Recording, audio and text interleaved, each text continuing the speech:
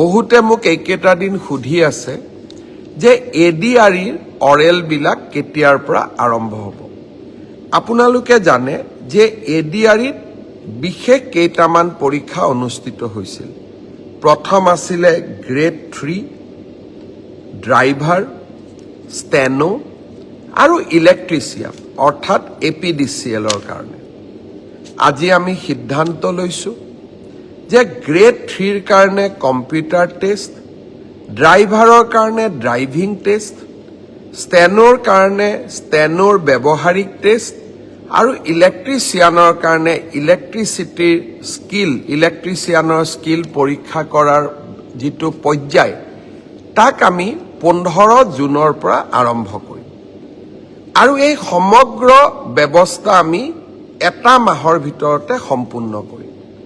ঠিক তেনেকৈ চতুৰ্থ বৰ্গৰ পৰীক্ষাত পাছ কৰা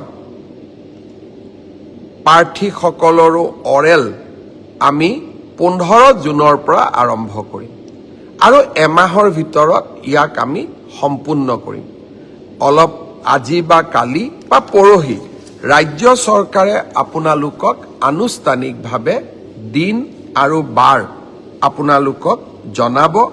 যিসকলে লিখিত পৰীক্ষা পাছ কৰিছে তেওঁলোকে এতিয়া কম্পিউটাৰ টেষ্ট, ড্ৰাইভিং টেষ্ট বা স্কিল টেষ্ট বা মৌখিক পৰীক্ষাৰ কাৰণে তেওঁলোকে যেন সাজু হয়।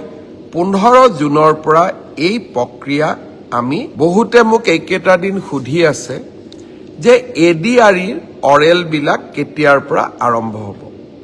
আপোনালোকে জানে যে এডিআৰইত বিশেষ কেইটামান পৰীক্ষা অনুষ্ঠিত হৈছিল। প্ৰথম আছিল গ্ৰেড 3 ড্ৰাইভাৰ, ষ্টেনো আৰু ইলেক্ট্ৰিচিয়ান অৰ্থাৎ এপিডিচিএলৰ কাৰণে। আজি আমি সিদ্ধান্ত লৈছো যে গ্ৰেড 3ৰ কাৰণে কম্পিউটাৰ টেষ্ট, ড্ৰাইভাৰৰ কাৰণে ড্ৰাইভিং টেষ্ট, ষ্টেনোৰ কাৰণে ষ্টেনোৰ ব্যৱহাৰিক টেষ্ট আৰু ইলেক্ট্ৰিচিয়ানৰ কাৰণে ইলেক্ট্ৰিচিয়ানৰ স্কিল পৰীক্ষা কৰাৰ যিটো পৰ্যায় তাক আমি 15 জুনৰ পৰা আৰম্ভ কৰিম আৰু এই সমগ্ৰ ব্যৱস্থা আমি এটা মাহৰ ভিতৰতে সম্পূৰ্ণ কৰিম।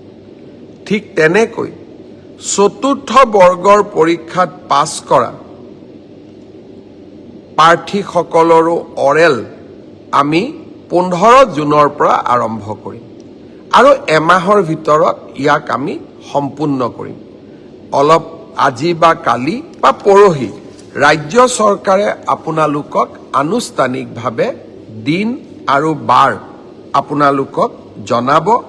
যিসকলে লিখিত পৰীক্ষা পাছ কৰিছে তেওঁলোকে এতিয়া কম্পিউটাৰ টেষ্ট, ড্ৰাইভিং টেষ্ট বা স্কিল টেষ্ট বা মৌখিক পৰীক্ষাৰ কাৰণে তেওঁলোকে যেন সাজু হয়। 15 জুনৰ পৰা এই প্ৰক্ৰিয়া আমি আৰম্ভ কৰিম।